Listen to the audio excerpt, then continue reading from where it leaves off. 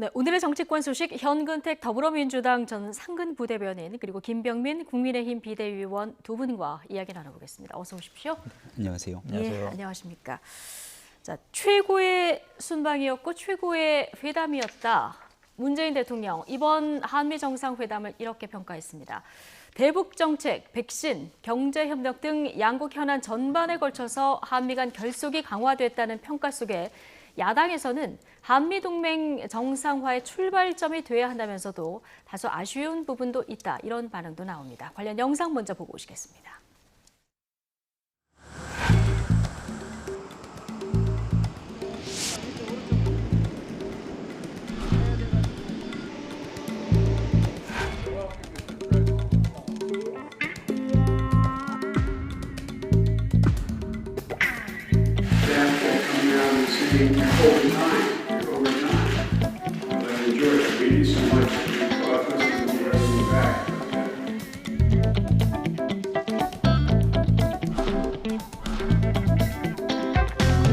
Would you please stand up?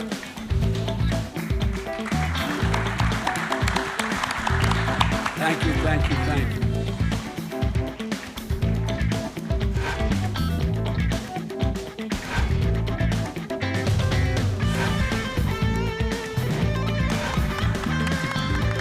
북한과의 외교를 모색하겠다는 바이든 정부의 대북 정책 방향을 환영합니다.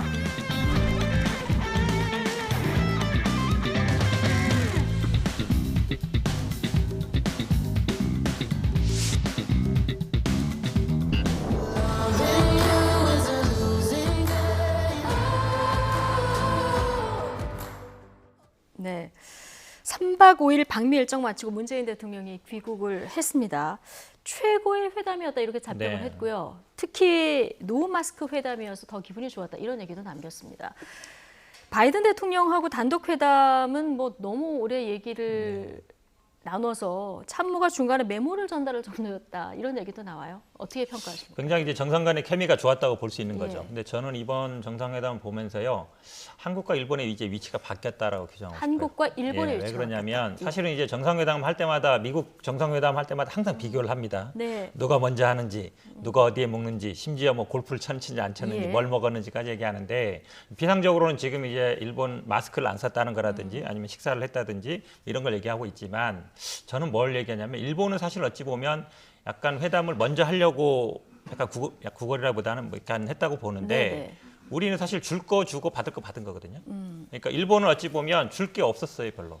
우리는 이제 배터리라든지 아니면 뭐 반도체라든지 줄 게 있는 거잖아요. 예. 그러니까 주고받는 회담이라는 게 수평적인 관계거든요. 어. 근데 저는 그래서 이렇게 보면 그동안 우리가 어찌 보면 아시아에서의 1등 동맹은 일본이고 그다음에 우리 아니냐. 항상 이런 어떤 트라우마 같은 게 있었는데 이번에 이렇게 스가 총리와 이제 문재인 대통령 회담을 비교해 보니까 이제 우리나라가 이제 일본을 넘어섰다. 충분히. 네. 미국과의 관계에 있어서도 예. 그렇게 보고 싶습니다. 한국과 일본의 위상이 바뀌었다. 자, 이렇게 평가해 주셨는데 전반적으로 김병민 비대위원께서는 어떻게 평가하십니까? 극진한 환대를 받고 온 건 사실입니다. 예. 그런데 그 극진한 환대에 대한 조건이라는 게 문재인 정부의 노력인 것인지 아니면 44조를 투자하는 이 대한민국 기업의 노력인 것인지에 대한 예. 평가가 조금 엇갈릴 것 같고요.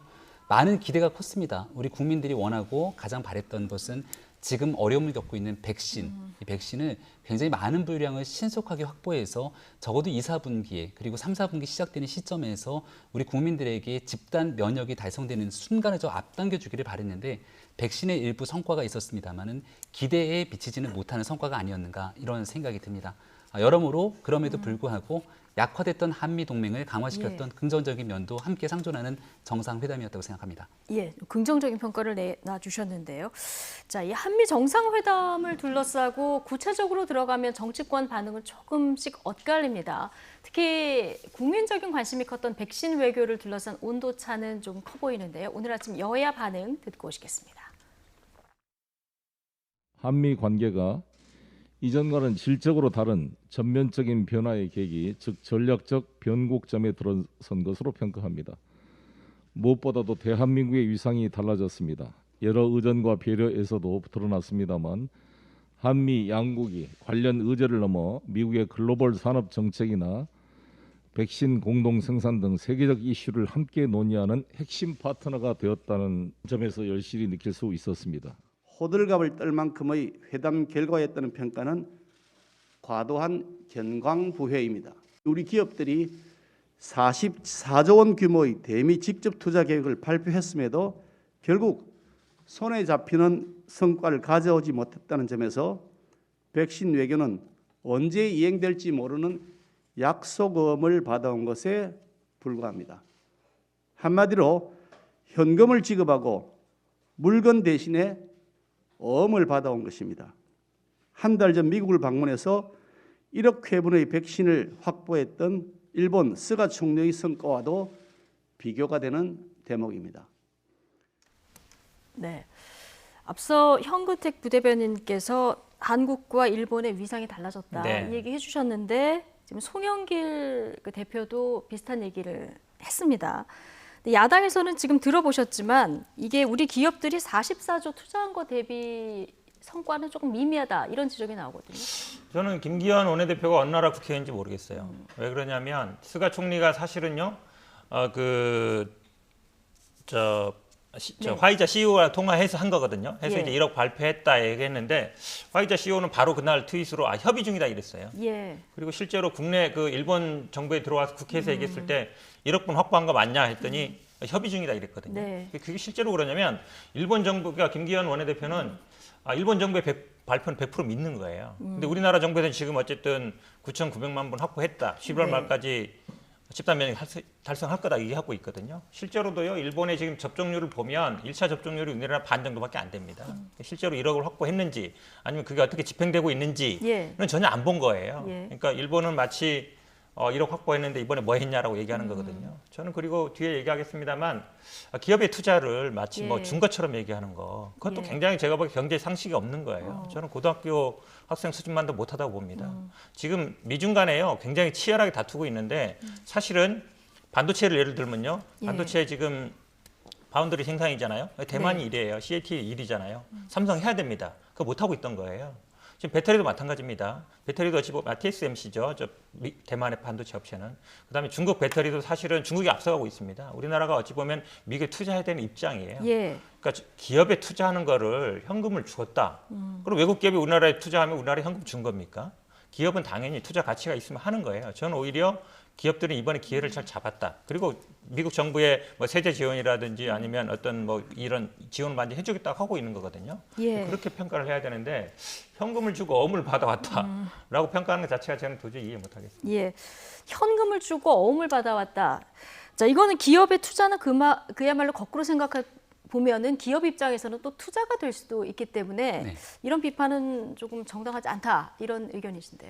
그럼에도 불구하고 미국에서 대한민국 기업들의 적극적인 투자를 간절히 원했던 것이 사실이고 이러한 문재인 정부가 그동안 대한민국 기업에 대한 가치에 대해서 긍정적인 평가보다는 오히려 이 경제 민주화 등에 대한 이 공정성의 가치를 더 높게 평가했다는 점에서 이 기업들로 인한 문재인 정부의 외교의 성과가 날 수 있었던 점은 부인해서는 안 된다. 이런 예. 지점들을 지적할 수밖에 없고요. 한 가지 더 이 백신 문제를 언급할 수밖에 없었던 이유는 백신에 대한 기대감이 컸다고 말씀을 드렸습니다. 얼마 전에 국회에서 정의용 외교부 장관도 백신 수합에 대해서 굉장히 긍정적인 메시지를 정의용 장관 스스로도 얘기를 합니다.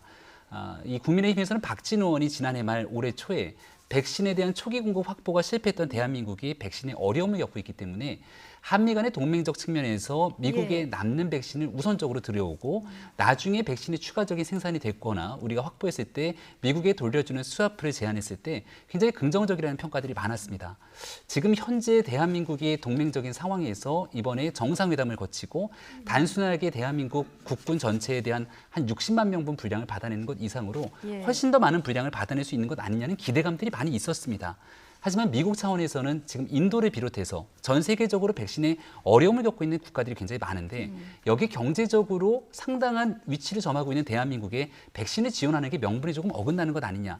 그런 측면에서 아마 동맹적인 강화 그렇죠. 그리고 대한민국 군에 대한 지원으로 돌린 것 같습니다. 예. 그렇기 때문에 대한민국이 만약 지난해에 발빠르게 백신을 확보했다면 이런 논쟁마저도 없었을 텐데 지금 백신 보릿고개에서 국민들이 백신으로 어려움을 겪고 있기 때문에 여기에 대해서 문재인 대통령 대통령의 성과에 대한 다소 아쉬움이 있다는 표현을 하게 되는 것은 야당으로서는 얼마든지 할 수 있는 입장이 예. 아닌가 생각이 됩니다. 좀 반박을 하면요. 네. 사실은 이제 보수는 야당이 계속 기업과 정부를 마치 대치되는 것으로 이건 기업의 성과지 뭐 정부의 성과가 아니다라고 얘기하고 있는데요. 그거 굉장히 잘못된 시각이죠. 기본적으로 우리가 FTA라든지 정부 간의 교류를 하는 겁니다. 이번에 예. 기업들도 투자하는 것도요. 정부 간 어느 정도 되고 그다음에 각 주에서도 그걸 지원하기 때문에 되는 거거든요. 이걸 마치 기업이 한 거기 때문에 정부는 뭐 숟가락 얹었다 보는 거는 기본적으로 경제를 바라보는 시각 자체가 잘못됐다고요. 네. 지금 백신 말씀하셨는데 백신 저는 지금은 아마요. 제가 보기에는 확보 문제는 어느 정도 됐다고 봅니다. 저는 아마 접종률을 높이는 게 더 관건이다. 지금은 예. 국내에서도 일본도 사실은 뭐 1억 이상 확보했다지만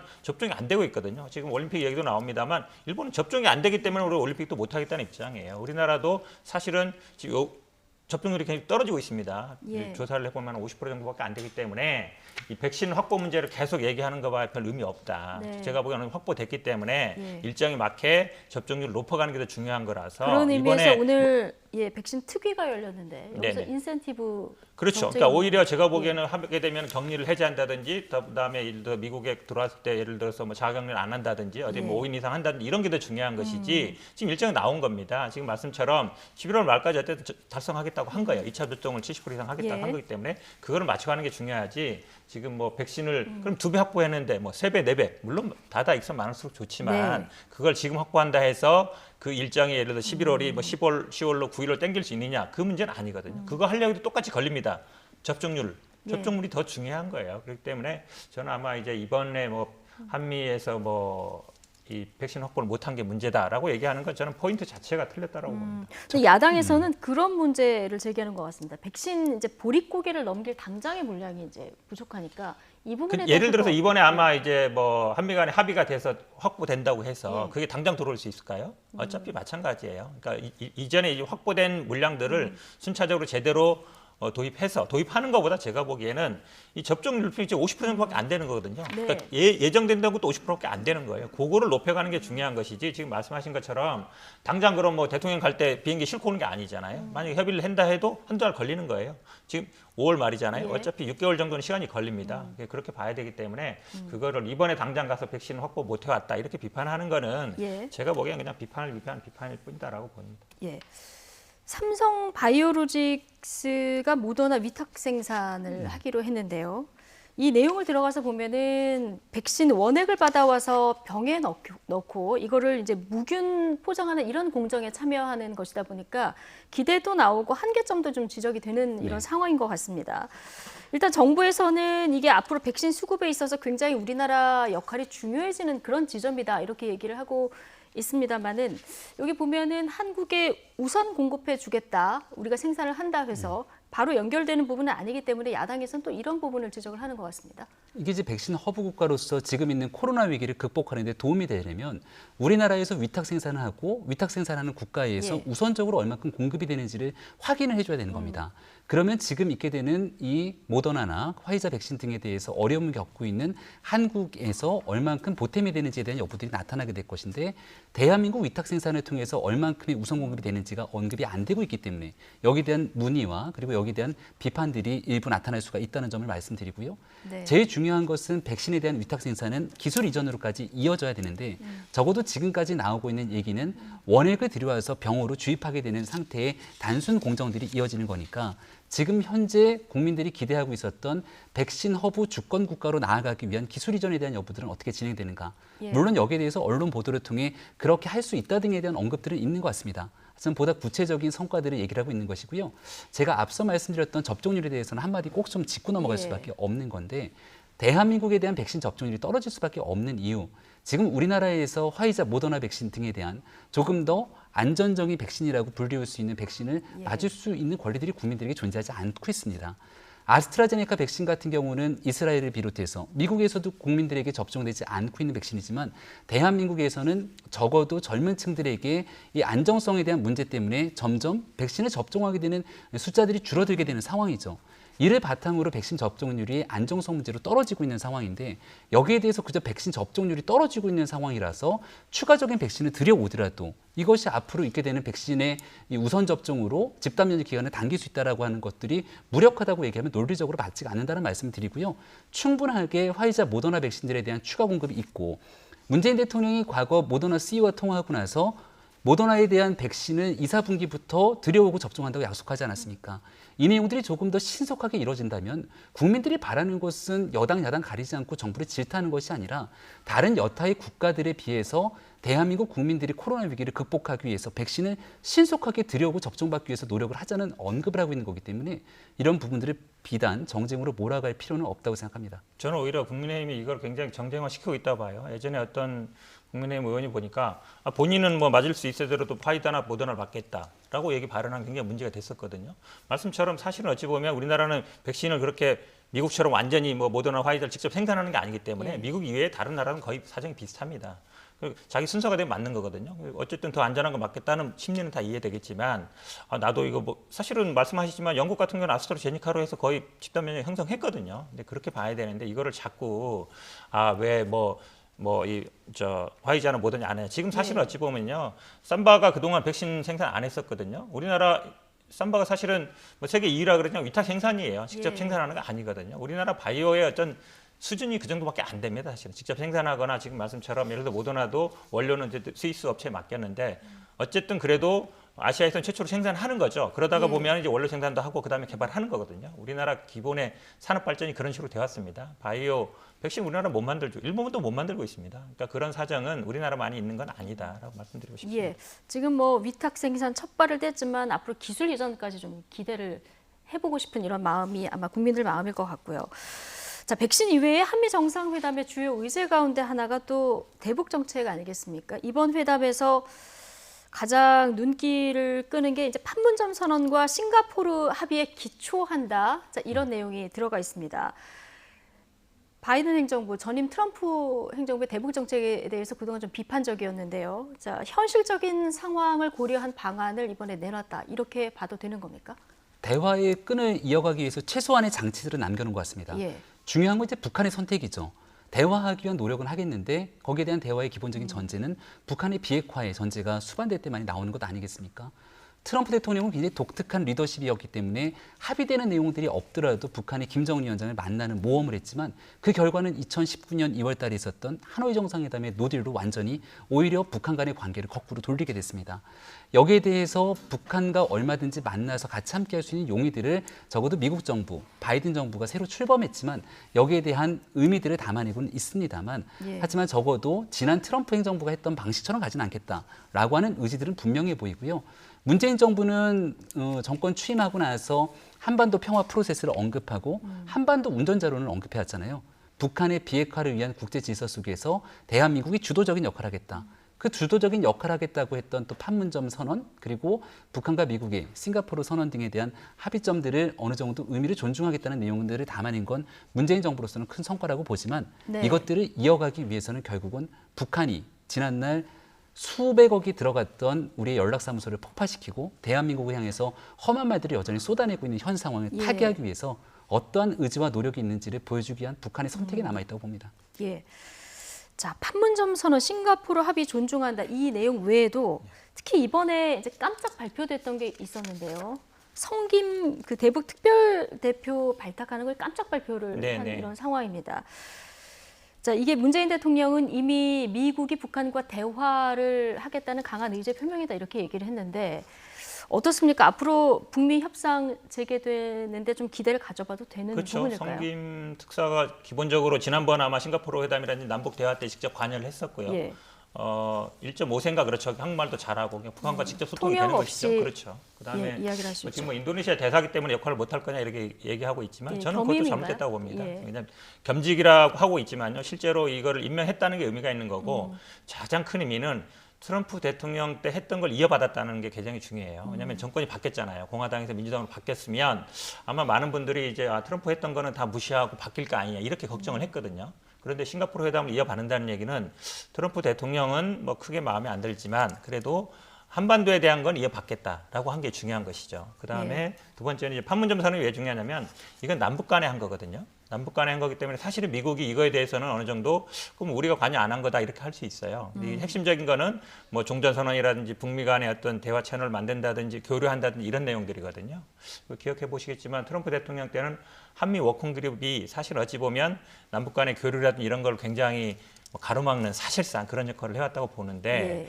저는 문재인 대통령은 어쨌든 임기는 끝나가지만 바이든 대통령은 임기를 시작한 입장이잖아요. 그럼 이제 이거를 이어갈 수 있는 역할을 해줬다 이번에 그동안의 성과를 그대로 사실은 트럼프 대통령을 아마 바이든 대통령도 썩 좋아하지 않기 때문에 이거를 이어받고 싶지 않았을 거예요. 예. 그래도 어느 정도 외교적인 성과를 낸 거다. 이걸 이어갈 수 있는 게 중요한 게 왜냐하면 그동안에 한미 간에 보면 항상 엇박자가 났습니다. 민주당 정부, 공화당 정부 아니면 보수 진보가 어긋나면서 이 한반도 문제가 항상 충돌이 일어났었거든요. 그럴 수 있는 완충 장치를 마련해 뒀다. 저는 그런 데 의미를 두고 싶습니다. 예.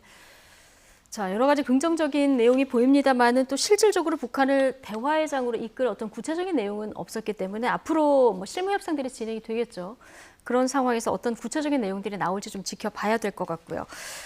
한미 미사일 지침이 40년 만에 해제가 됐습니다. 미사일 사거리 그리고 탄두 중량 이 제한이 이제 모두 사라진 건데 이게 어느 정도 의미라고 보면 됩니까? 미사일 주권들을 회복하는 굉장히 큰 쾌거를 이뤄냈다 이렇게 예. 평가를 해도 과언은 아닐 거라고 봅니다. 다만 얼마 전에 있었던 문재인 정부에서 탄도 중량을 일부 완화시키는 데에 대한 해제들이 있었기 때문에 이렇게 나아갈 것이라고 전망했던 전문가들이나 그런 분석들도 적진 않은 상황이었던 것 같고요. 이게 지난 벌써 한 40년이 넘은 박정희 정부 때부터 한미 미사일 지침을 통해서 우리 정부가 개발할 수 있는 여지들을 옥죄왔던 것 아니겠습니까? 예. 이게 이제 해제됨으로 인해서 마음껏 미사일에 대한 사거리를 막 늘리거나 하는 부분들은 외교적인 문제 때문에 부담감을 가질지는 모르겠으나 적어도 기술적인 개발 등을 통해서 단순한 미사일뿐 아니라 이 우주 개발에까지 나설 수 있는 여러 가지 확장 가능성이 높은 일이기 때문에 이런 부분들은 여야를 떠나서 굉장히 긍정적으로 이번 정상회담의 큰 성과다라고 평가할 수 있는 내용이라고 봅니다. 예. 이게 한국의 미사일 주권 회복이다 이런 평가도 나옵니다만은 미국의 입장에서 보면은 이게 중국 견제 포석이다 이런 분석도 나오고요. 거기다가 또 하나 이번에 중국을 직접적으로 언급하지는 않았지만 타이완 해협 문제가 처음으로 언급이 됐거든요. 이게 앞으로 중국과의 관계를 생각해 보면 양날의 칼이 될 수도 있다 이런 분석도 나오는데 앞으로 외교로 굉장히 중요해 보입니다. 그렇죠. 지금 말씀하신 것처럼 이제 대만 문제도 나왔지만 동중국해 얘기도 예. 나왔죠. 그러니까 일본은 뭐 인권 문제, 위구르라든지 홍콩 인권 문제 나왔지만 언급은 안 한 건 어느 정도 좀 고려를 한 것 같은데요. 근데 저는 미사일 문제는 그냥 비정상의 정상화라고 보고 싶습니다. 일본이나 중국 당연히 뭐 반발할 수 있지만 예. 뭐 중국은 그런 제한 없거든요. 북한도 마찬가지고요. 어찌 보면 우리나라가 그동안 어쨌든 미국이 우리나라 작전권을 갖고 있고 군사적인 통제권을 갖고 있다 보니까 이렇게 생긴 건데 예. 뭐 말씀하신 것처럼 아마 이제 미국이 중장거리 미사일을 우리나라에 배치해서 제2의 사드 사태가 날 거 아니냐 이제 그걸 대신해서 미사일을 뭐 해제해 준 거다 이렇게 해석하고도 있지만요. 저는 뭐 그거는 좀 약간 어찌 보면 미국 입장에서만 바라보는 거라고 봐요. 기본적으로 주권 국가라면 본인의 능력으로 지키는 게 당연한 거거든요. 저는 아마 이런 예를 들어서 핵 잠수함, 항공모함 나올 때도 똑같이 나올 거예요. 하지만 우리가 스스로 자주국방을 해나가려면 이건 가져가야 되는 거거든요. 그리고 중국적으로는 아마 제가 보기에는 전시 작전권 환수라고 보는데 거길 나가려면 지금 뭐 정보라든지 뭐 정찰 위성도 필요하지만 어쨌든 우리 스스로 지킬 수 있어야 된다. 네. 그게 가장 중요하다고 보고 거기에 저는 한 발을 내딘 거라고 보기 때문에 이거는 뭐 여야 정치권이 달리 해석할 문제는 아니라고 보고 있습니다. 예. 앞으로 중국과의 관계도 잘 이제 해나가는 게 과제로 남긴 했는데요.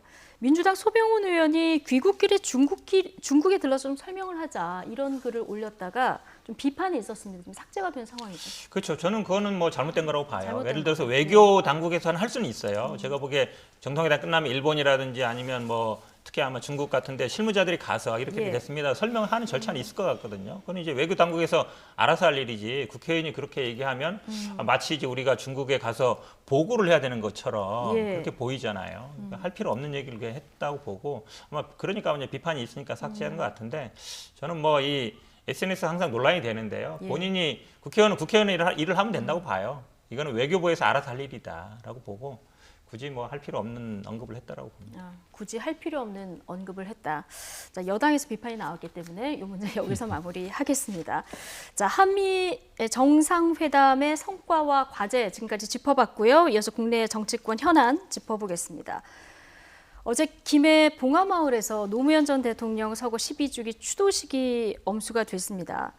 지난해에 이어서 야당 지도부도 참석을 했습니다. 지난번 5.18 그 기념식에도 참석을 했고 최근에 국민의힘 지지층 확장을 위한 행보가 좀 눈에 띄는 것 같습니다. 네, 뭐 지지층 확장이라기보다는 국민 통합을 이끌어가겠다는 새로운 국민의힘의 변화 정신을 과거 김종인 비상대책위원장에 이어서 김기현 신임 원내대표 권한대행도 그대로 이어가고 있는 모습이다 이렇게 말씀을 드릴 수 있을 것 같습니다. 예. 노무현 전 대통령 하면 우리가 노무현 정신을 언급을 많이 하게 되는데 노무현 정신 중에 핵심적인 가치가 국민 통합의 정신이 있겠죠. 이런 내용들을 받들기 위해서 여야 없이 노무현 전 대통령의 안타까운 죽음을 추모하게 되는 상황이다 이렇게 볼 수가 있는 것이고요. 어제 있는 저 추도식 자리에 많은 여러 정치인들이 있었습니다만 예. 제가 굉장히 눈여겨볼 수 있었던 건 2017년 당선 이후 처음 갔던 문재인 대통령의 모습. 하지만 문재인 대통령은 취임 이후 다시는 이 5년의 기간 동안은 노무현 전 대통령을 추모하는 이 자리에 오진 않겠다고 얘기를 합니다. 반드시 성공한 대통령이 돼서 돼서 다시 찾아오겠다. 돌아오겠다. 예. 그래서 문재인 대통령 입장에서 바라보는 마지막 임기의 추도식이 바로 어제 있었던 예. 장면이었겠죠. 그러니까 저 자리에 있는 많은 민주당 인사들은 지난 집권 4년을 돌아보면서 저는 여러 가지 생각이 들었을 거라고 봅니다. 만약 내년 3월 달에 있는 선거에서의 정권 재창출에 성공하느냐 실패되느냐에 대한 여부에 따라서 예. 문재인 대통령의 약속이 지켜질 수 있을지 없을지에 대한 여부들이 있을 것이고요. 그런 모든 것들 정치적 이해관계를 떠나서 무튼 야당 입장에서도 이런 자리에 언제든지 넉넉하게 함께 이 전직 대통령을 추모할 수 있는 그런 장과 길들을 열어놨다는 점에서는 뒤로 되돌릴 수 없는 국민적 화합의 길에 앞으로도 계속 연구해 나아갈 거라고 생각합니다. 예. 자, 추도식에는 여권 그 대선 주자들도 총출동했는데요. 저마다 노무현 정신 계승을 강조했습니다. 친노 핵심 인물이라고 불리는 이광재 의원이 이 자리에서 대선 출마를 예고하기도 했는데요. 이 모습 같이 보고 오시겠습니다.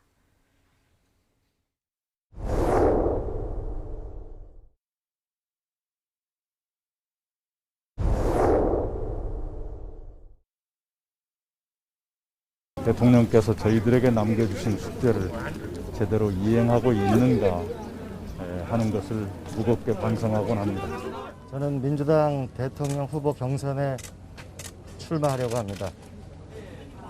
대한민국의 희망과 미래를 말하려고 합니다. 대한민국 모두가 하나가 되는 통합을 뜨겁게 함께 만들고 위대한 나라를 만들고 싶습니다. 검찰개혁은 70년 만에 하는 것인 만큼 조직의 저항도 거세고요. 또 당연히 사람들이 너무 익숙하기 때문에 검찰의 권력, 권한, 독점에 대해서 이것이 견제받아야 된다 하는 생각에 미치지 못할 수도 있어요. 그러나 그 패단이 너무 극심하기 때문에 결국 피해는 힘없는 서민이 입게 되는 것이잖아요. 대권 도전 부분에 대해서는 좀 어떤 입장이신지? 오늘은 대통령님을 추모하는 날이기 때문에 그런 말씀을 드리기에는 적절한 자리가 아니고요. 기회가 있겠죠, 또. 예. 노무현 정신, 통합 이런 얘기들을 좀 듣고 오셨는데 자, 여권의 대선 주자들에게는 노 전 대통령의 추도식이 정말 그 의미 있는 그런 자리가 아닐까 싶습니다.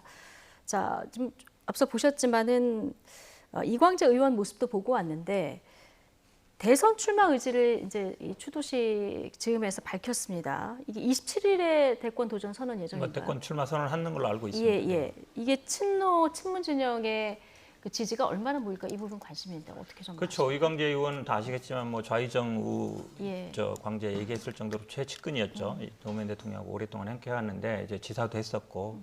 근데 이제 물론 뭐 사실은 어찌 보면 지금 선거 구도가 민주당 같은 경우에는 야당은 굉장히 뭐 원내도 많고 원내도 많아서 쟁쟁하지만 민주당은 지금 뭐 빅3 구도로 이렇게 흘러가는 구도이기 예. 때문에 좀 더 많은 사람들이 나와야 된다 이런 여론이 있거든요. 저는 뭐 이광재 의원도 그동안 정책 공부를 굉장히 많이 한 걸로 알고 있고 예. 또 강원도에서 지지 기반도 있고요. 지금 말씀처럼 또 노무현 대통령과의 특별한 관계도 있기 때문에 충분히 뭐 도전해 볼 만하다 생각하고 있습니다.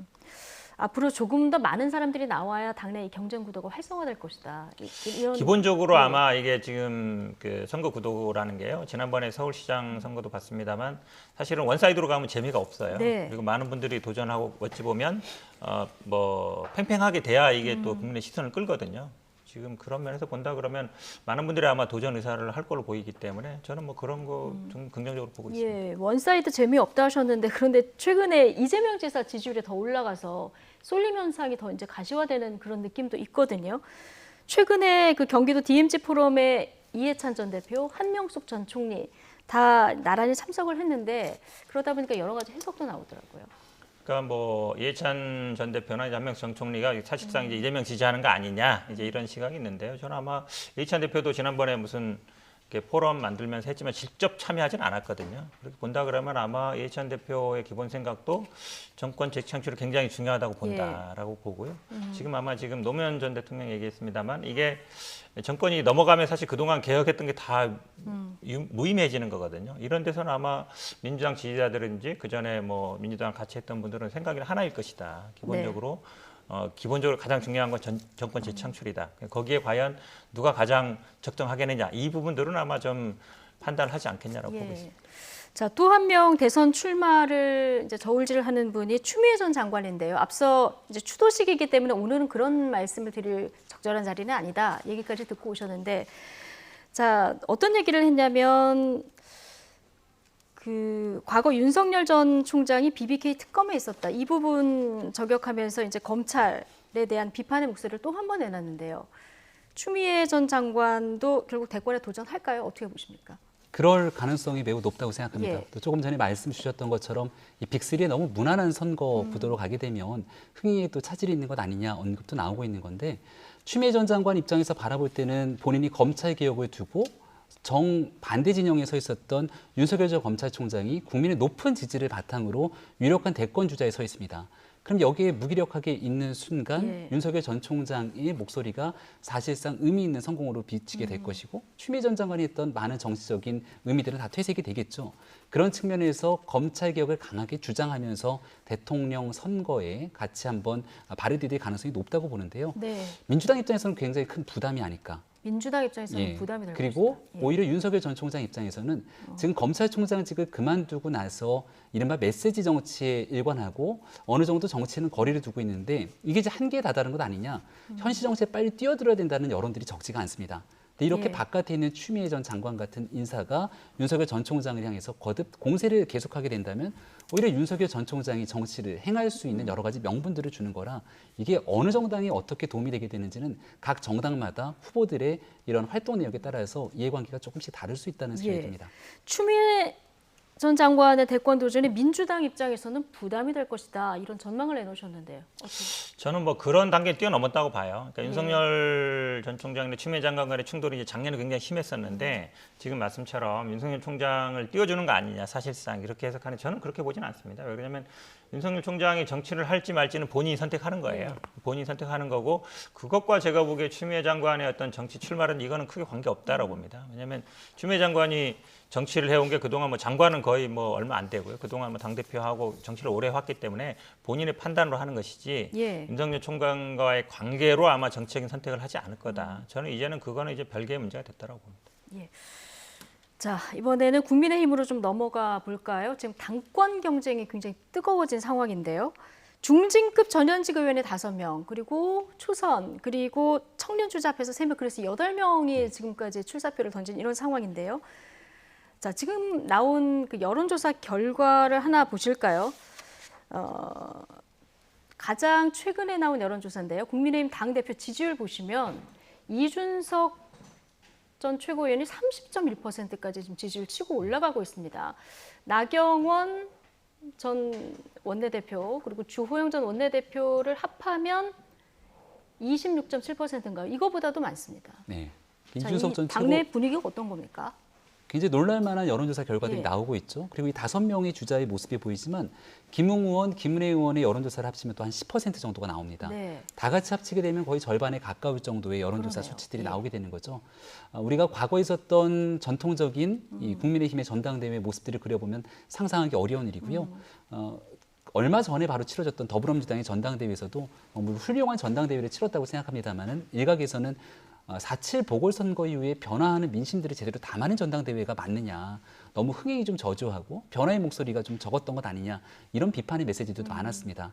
국민의힘 입장에서는 4.7 보궐선거를 승리했지만 김종인 비대위원장이 떠나고 난 뒤에 자칫 과거로 퇴행하는 정당이 되는 것은 아닌가에 대한 우려가 많았는데 적어도 지금 치러지게 되는 전당대회의 분위기상으로는 과거보다는 미래를 향해서 역동적인 분위기들이 펼쳐지고 있는 것은 부인하기 어려운 사실일 겁니다. 네. 이제 내일 비전 발표회가 진행이 되고요. 그리고 나서 우리가 8명 주자 중에 5명의 예비 경선 컷오프 결과가 여론조사를 통해서 곧 발표가 되게 되는데 네. 그렇게 5명으로 확정되고 나면 여기에 대한 5명 주자들 중에 누가 더 우위를 점하게 되는지에 대한 구도들이 또 흥미진진하게 진행이 될 것 같다는 생각입니다. 예.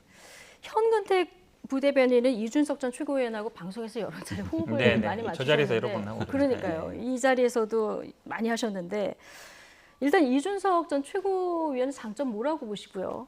그리고 어떤 기대가 반영된 거라고 보십니까? 일단 세대 교체의 바람이 비행되는 거죠. 예. 뭐 지금 뭐 국회의원 한 번도 안 했지만 사실은 정치는 10년 했거든요. 네.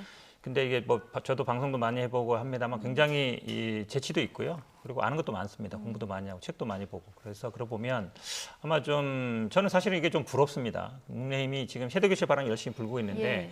이게 사실은 내년 대선도 이어질 수 있거든요. 예. 저는 뭐 열려 있다고 봐요. 그런 면에서 보면 사실은 민주당 같은 경우에는 586 그게 좀 세대 교체해야 되는 거 아니냐 얘기 많이 나오는데 그걸 할 사람이 없어요, 사실은. 지난번 전당대회 때도 누가 나오길 바랬지만 별로 안 그랬고요. 그렇게 본다 그러면 저는 굉장히 중요하다. 이거는 여야를 떠나서 정치사 입장에서 중요하다고 보고 실제로 저는 이제 많은 언론에서는 이게 결국은 뭐 컷오프는 통과하겠지만 7대 3이기 때문에 안 될 거 아니냐. 예전에 아마 이제 오세훈, 황교안 나왔을 때 2019년이죠. 그때도 오세훈이 여론에서는 앞서갔지만 황교안 전 대표가 됐거든요, 당대표. 예. 그렇게 되지 않겠냐고 보는데 저는 좀 그렇게 달리 보고 싶습니다. 왜냐하면 그 당시 황교안 대표는 대권 주자였어요. 그리고 굉장히 현역 국회의원들이 그쪽으로 다 줄 섰거든요. 예. 그러니까 아무리 이제 여론조사에서 앞서가도 다 이제 지역 그 위원장이라든지 이런 사람들이 줄을 섰기 때문에 뭐 황교안 대표가 됐다고 보는데 지금은 제가 보기에 나경원 대 이준석 구도라고 보면 예. 나경원 대표가 뭐 강력한 대권 주자는 아니잖아요. 그리고 지금 어쨌든 약간 피로도가 있습니다. 지난번 총선 떨어졌죠. 서울시장 떨어졌죠. 예. 당대표 또 나왔죠. 선거 때마다 매일 나오면 사실은 당원들도 썩 그렇게 좋게 안 보거든요. 그러면 아마 뭐 이 대구, 경북, 영남 지역의 당원이 한 50% 넘는 걸로 알고 있는데 이분들도 아마 전략적 투표를 할 거다. 다음 대선을 누가 이끌어가는 게 나느냐. 나경원이 좋냐 아니면은 뭐 이준석이 좋냐 했을 때 예. 저는 이준석으로 선택할 가능성이 있다. 당원들도. 그렇게 본다 그러면 지금 신구 대결에서 사실은 신구 대결에서 이렇게 신이 말고 구가 이기기가 쉽지 않아요. 지금 같은 분위기에서는. 그렇게 본다 그러면 충분히 이준석 가능성이 있다고 보고 있습니다. 예, 황교안, 오세훈 구도하고는 좀 달리 볼 측면이 있다 얘기를 해주셨는데 앞서 말씀하신 대로 이제 5명 압축대까지는 여론조사 50, 당원 투표 50입니다. 그런데 이제 본선으로 가면은 여론조사가 30이고 그리고 당원 투표가 70. 이렇다 보니까 지금 지적을 해주셨지만 전략 투표를 할 수 있습니다만은 이 영남 지역 당원 표심이 최종적으로 가를 것이다 이런 분석이 많은데 조심스럽게 어떻게 예상하십니까? 물론 후보 간에 다 장단점이 있기 때문에 저는 네. 얘기하기가 좀 조심스러운 측면들이 예. 있는데요. 다만 이번 전당대회는 2019년 전당대회는 분명히 다르다라는 말씀을 드릴 수 있습니다. 왜냐하면 2019년은 코로나가 없는 전당대회였죠. 그러니까 지금은 코로나 시기에 치러지는 비대면 전당대회이기 때문에 우리가 흔히 말하는 체육관 전당대회가 아닙니다. 그러니까 거의 모든 당원이 70% 비중이라 하더라도 K보팅이라고 얘기를 하면서 휴대전화를 통해서 결국은 선거를 하게 됩니다. 예. 그러니까 우리가 흔히 조직적으로 누군가의 강력한 세를 가진 사람이 밀어주면서 당선될 수 있는 구도라기보다는 정말 말 그대로 밑바닥 당원들의 민심이 모여서 선거를 치르게 되는 예. 힘들이 모이게 될 것이고요. 지금 당원들이 갖고 있는 그리고 국민의힘의 지지층이 갖고 있는 전통적인 여론은 내년도 정권 교체가 가능하다면 네. 누구든지 그 가능성이 높은 사람에게 가장 강력하게 힘을 몰아주겠다라고 하는 정서들이 보편적으로 나타나는 것 같습니다. 예. 그렇기 때문에 지금 이준석 전 최고위원뿐 아니라 많은 신진 인사들의 이런 바람들이 불고 있는 것이고요. 네. 나경원 전 원내대표나 주호영 전 원내대표도 이런 국민들과 지지층들이 바라는 여망을 담아서 어떤 방식으로 당이 변화하고 혁신할 때 정권 교체에 가장 우뚝 설 수 있겠는가 이 부분을 앞으로 피력하는 게 제일 중요한 때라고 봅니다. 예, 자 어떤 선택을 할지 자, 이거 주목되는 부분이고요. 조금 전에 보신 그 사진은 오늘 이준석 전 최고위원의 대구를 내려갔더라고요. 이 지하철에서 출근길 인사하는 모습도 보고 오셨는데 자 어제 오세훈 서울시장이 사실상 이준석 전 최고위원을 지지하는 발언을 올려서 관심을 모았습니다. 이를 바라보는 다른 후보들 시선 곱지는 않은데요. 나경원 전 의원 인터뷰 내용까지 같이 듣고 오시죠.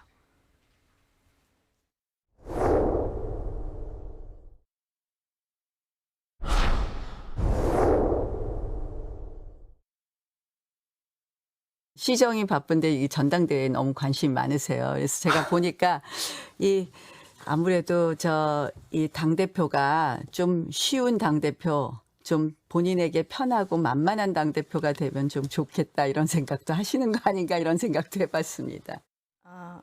시정이 바쁜데 너무 관심이 많으시다. 너무 쉬운 당대표, 본인에게 편안하고 만만한 당대표로 생각하는 거 아니냐. 나경원 의원 얘기 듣고 오셨는데 이준석 전 최고위원 반응 나왔나요?